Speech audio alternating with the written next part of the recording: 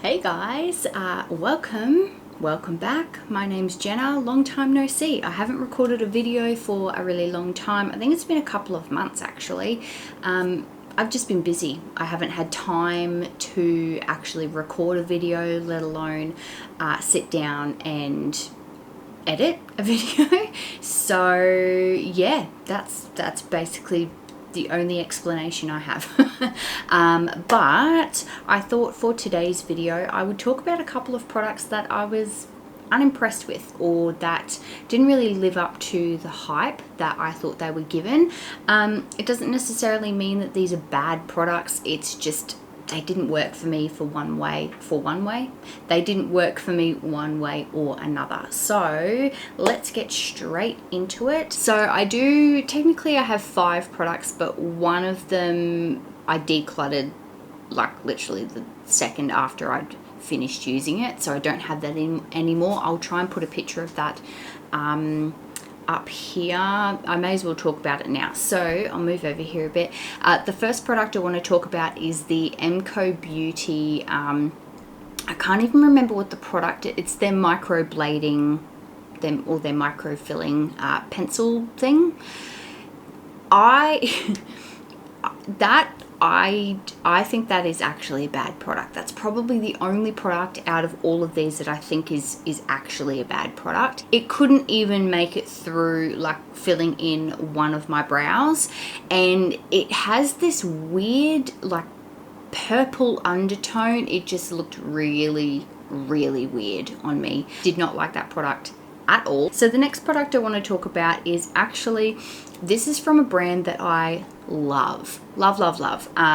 Very rarely do I find anything from this brand that I don't like, but this was one of those products. But it's the Flower Beauty Blush Bomb in Pinched, I think this is. Yes, in Pinched. I got this on recommendation from other YouTubers talking about it, loving it, but it just doesn't have, I'm going to try and get this on camera here. It just doesn't have any pigmentation.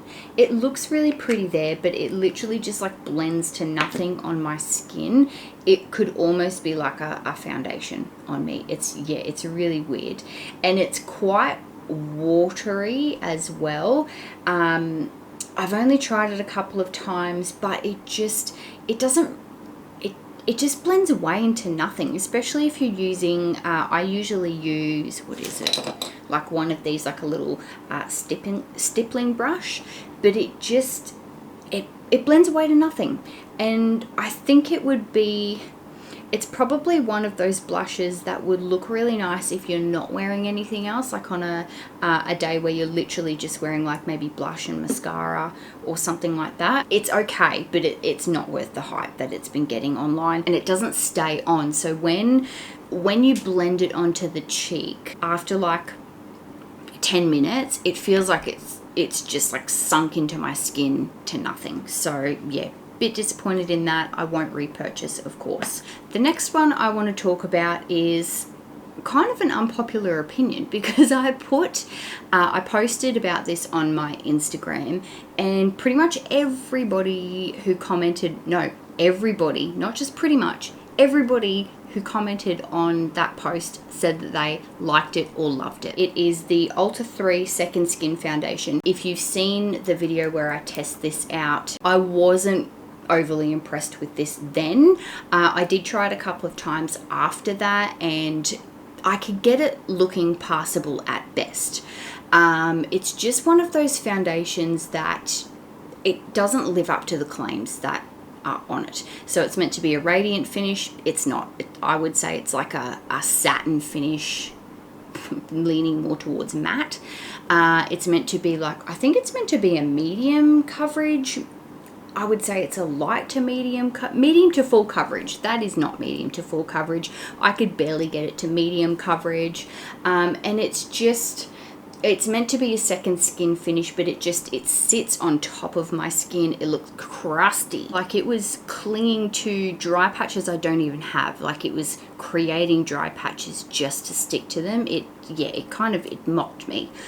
So I just wasn't Really wasn't impressed with this. I tried it again recently and I swear it looked even worse. I've tried it with a brush, I've tried it with a beauty sponge, I've tried it with a super hydrating primer, I've tried it with like an oily sort of primer to really hydrate it, but it just doesn't work for me. And I don't necessarily think this is a bad product, I just don't think it's suited to my skin. Okay, next product is another overhyped product that really just is not worth the hype. It is the e.l.f. Hydrating Camo Concealer.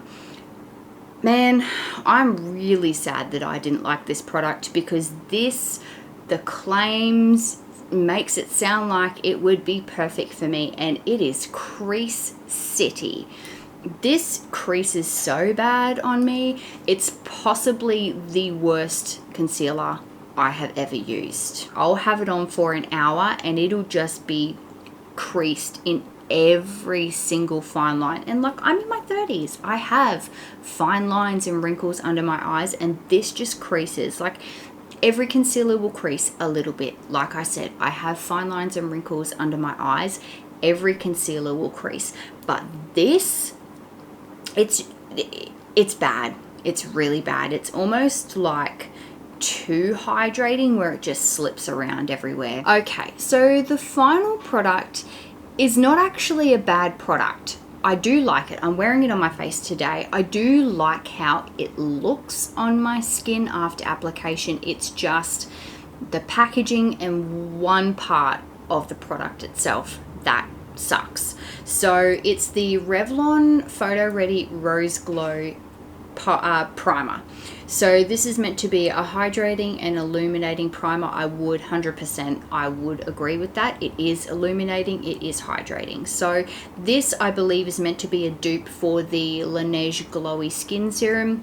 I also have that. I've been testing these two against one another, comparing them with one another. That will be another video that I'm planning on making, who knows when. The packaging doesn't actually go with the product itself. So what I mean by that is, I'll show you a close-up of it. I don't know if it'll pick it up, but do you see those little like balls inside the liquid? The little balls inside it are meant to be oil. So it's meant to have like little balls of oil in there, and it comes in a dropper. The first issue I have is the little oil balls you can't really suck them up in the little dropper. They get stuck. You may have seen one just shoot out them. So when you're trying to actually draw the product up, you don't always get product in the pipette. The little balls tend to clog. Here, have it then. Just giving it to my toddler so she stops complaining. The little balls actually get stuck in the pipette, so you have to like squeeze it a few times to get any product inside it. And then when you go to spread it out, it says to rub your hands together and until the oil balls dissolve, but they don't fully dissolve. And that's the other issue. So you can see a little piece of it there, a little piece of it there. So you basically have like little